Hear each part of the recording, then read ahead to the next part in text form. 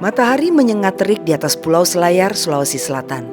Namun gerak puluhan pasang tangan ini tidak melambat sedikit pun, meski sesekali harus mengusap peluh.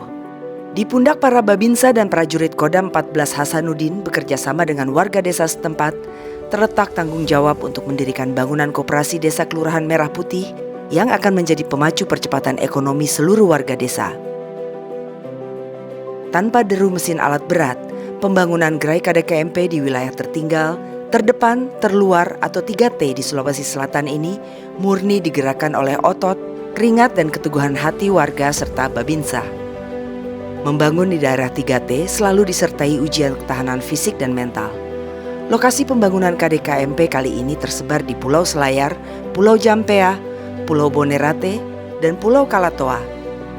Sebagian material harus didatangkan dari luar daerah, menumpang kapal perintis Sabuk Nusantara 85, mengarungi ombak laut dalam.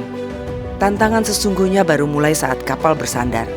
Minimnya infrastruktur jalan yang bagus dan kendaraan angkut memaksa tim memutar otak. Menuju titik lokasi KDKMP di desa, material bangunan termasuk rangka atap baja ringan ditarik oleh kerbau. Di lokasi konstruksi, pengerjaan dilakukan secara gotong royong tanpa dibatasi gender. Pria dan wanita turut membantu. Wujud nyata metode karya bakti padat karya dilakukan bersama-sama oleh warga desa dan babinsa. Pelibatan TNI membuat akses dan logistik lebih lancar karena TNI memiliki jaringan komando hingga ke pelosok desa. Para babinsa menjadi penggerak pembangunan KDKMP di desa-desa dan daerah terluar Indonesia.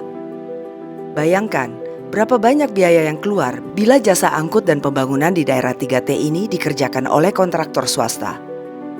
Melalui kerjasama dengan TNI, maka KDKMP dapat menekan biaya pembangunan gerai sebesar 2,9 juta rupiah per meter persegi yang berlaku bagi pembangunan KDKMP di seluruh Indonesia. Angka ini memukau banyak pihak karena jika disandingkan dengan indeks kemahalan konstruksi nasional yang berkisar antara 5,8 juta rupiah di angka terendah hingga 14 juta rupiah per meter persegi di angka tertinggi. Maka, kerjasama dengan TNI memungkinkan KDKMP dibangun dengan biaya hanya 2,9 juta rupiah per meter persegi, sehingga memotong anggaran hingga setengah dari biaya standar minimum nasional. Selain menghemat anggaran, rantai komando TNI memungkinkan pembangunan gerai KDKMP berlangsung cepat, hanya dalam 92 hari setelah semua material siap. Sungguh mengherankan bila penghematan besar-besaran ini malah menimbulkan beragam tudingan miring bagi kerjasama KDKMP dengan TNI. Fenomena ini memunculkan sebuah ironi sosiopolitik yang menggelitik, narasi yang tajam ke TNI namun tumpul ke sektor sipil. Terlihat marak bias persepsi yang mungkin saja ditiupkan oleh pihak-pihak tertentu bahwa peran TNI dalam pembangunan sipil masih dipandang dengan kacamata kecurigaan masa lalu. Padahal dalam konteks pembangunan massal gerai KDKMP, apalagi di daerah 3T, kehadiran TNI merupakan satu-satunya instrumen negara yang memiliki kapabilitas logistik, hierarki komando yang solid dan penetrasi sosial hingga ke tingkat desa melalui babinsa. Dan di saat seperti inilah, TNI semata sedang menjalankan fungsinya sebagai alat negara. Pada akhirnya, KDKMP disiapkan untuk membawa manfaat bagi seluruh rakyat. Koperasi Desa Kelurahan Merah Putih berorientasi mewujudkan kesetaraan anggotanya, di mana keuntungan akan dibagi untuk seluruh masyarakat desa. Pertumbuhan aset dan usaha ditentukan oleh partisipasi kolektif masyarakat desa. Struktur kepemilikan tersebut mengubah posisi masyarakat desa secara mendasar yang tadinya hanya sekedar menjadi konsumen atau objek daripada kegiatan ekonomi menjadi subjek daripada kegiatan ekonomi dan menentukan kesetaraan anggotanya.